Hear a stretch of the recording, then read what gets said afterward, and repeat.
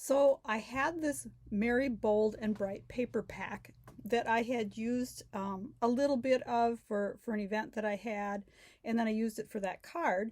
So I had a bunch of pieces that were cut to cover the card base, right? The 4 by 5 1/4. So I decided I'm going to use up that paper pack. Well, as you can see, I've made I don't know, probably a dozen and a half cards, and I still have 1, 2, 3, 4 complete sheets of paper that I haven't touched, plus all these pieces, some actually still pretty big. So I thought I'd show you what I did with these cards to give you an idea. If you're like me and you're Panic City, you need to make a stack of cards. So basically I cut most of them up. The cardstock, or I'm sorry, the designer series paper, so that it was 4 by 5 1/4.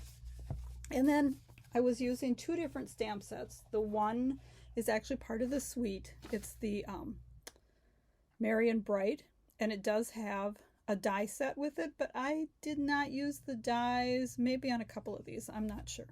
And then I had the So Very Merry, which is an online exclusive.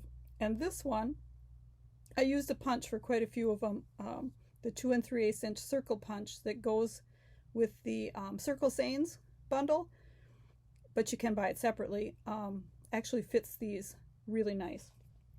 So those are the 2 stamp sets that I used. And then I pulled in a bunch of other items. You know, this is a Parakeet Party card base. And then this vellum, I like to use the vellum if I kind of want to tone down the brightness, you know, so the bird kind of stands out. This particular vellum is actually still on the clearance rack for like $2.50. It's all pre-cut, so I didn't have to cut these. I can't remember how many's in there, but there's like I want to say 4 designs, and then half of it is just blank sheets. So great deal if you're putting in an order during the sale. Make sure you check the clearance rack. So here's one. I did use the circle punch on it, although it was the light bulbs. And then these, you stamp them and you just trim around them, super easy with the scissors. This is the oh, it's a specialty paper, silver and gold glimmer. That's not the right name. I'm terrible with names, ladies. If you really can't find it, text me and I'll look it up for you. And then these are some pretty flat gems. I love the flat ones, so you can mail them. Great for Christmas cards. And I think they're actually called sequins, but they don't have a hole in them. So they're really pretty. And then I like to kind of match the envelope. I stamped something on it to match the card front. And I actually did a little holly jolly on the back of there. Here's another just simple one with the Merry and Bright. Just stamped the light bulbs and the element, and then the toppers, and more of that glitter paper, and then added, you know, I end up with these little leftover strips, and gosh, can't throw them away, so put them on the inside to jazz it up. Some more light bulbs, pretty much the same. Smudged that one. I'm not sure how I'm going to fix that. I guess somebody's going to get a smudged card. Here's one I've done with, I'm not sure if that's Poppy Parade or Sweet Sorbet. And then just cut those greetings apart. Little strip of that glimmer paper. So most of these cards are not any fancy folds. This one is actually, I did it as a side fold, the long way.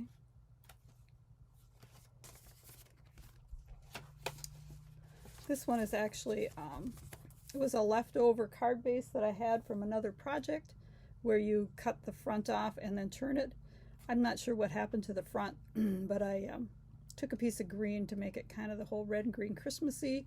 And this is some foil paper that's in the catalog. I think it comes in, it's 2 colors, Granny Apple, and I'm not sure if this is Melon Mambo or what color it is.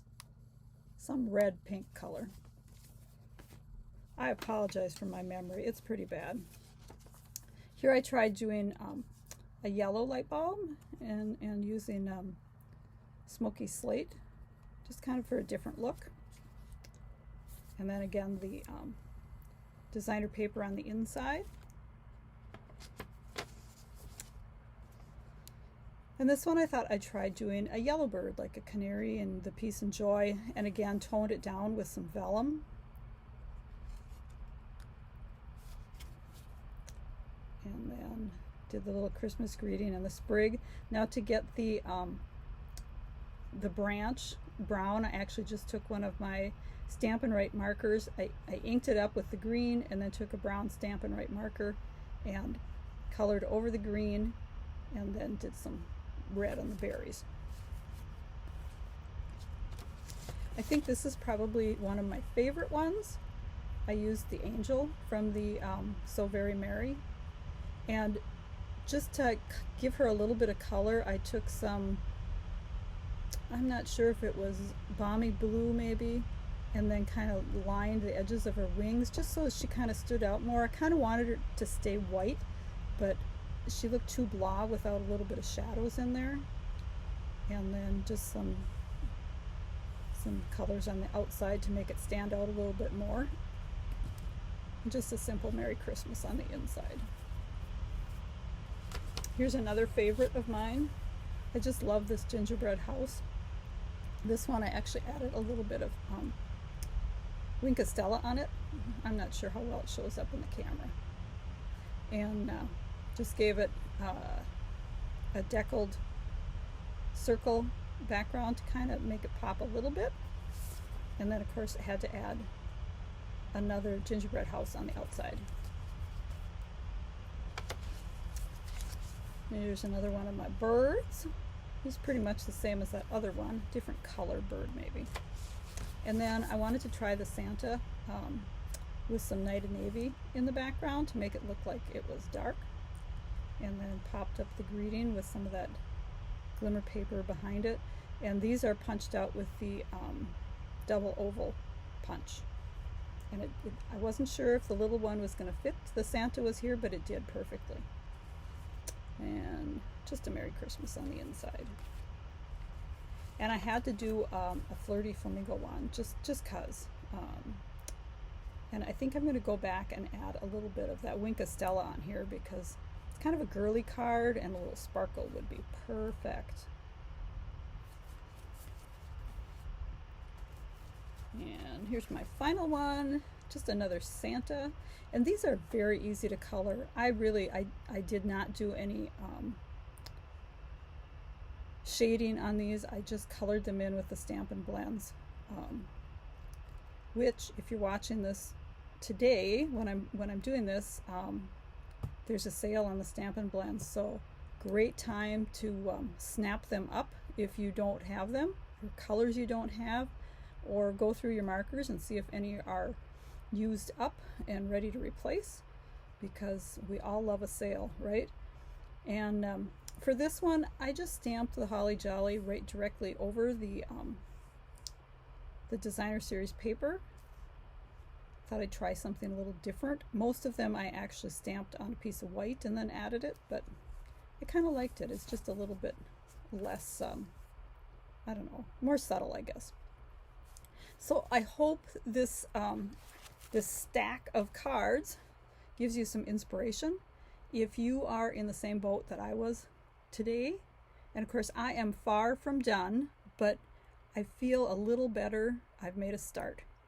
Hope you have a great day and have fun making some Christmas cards.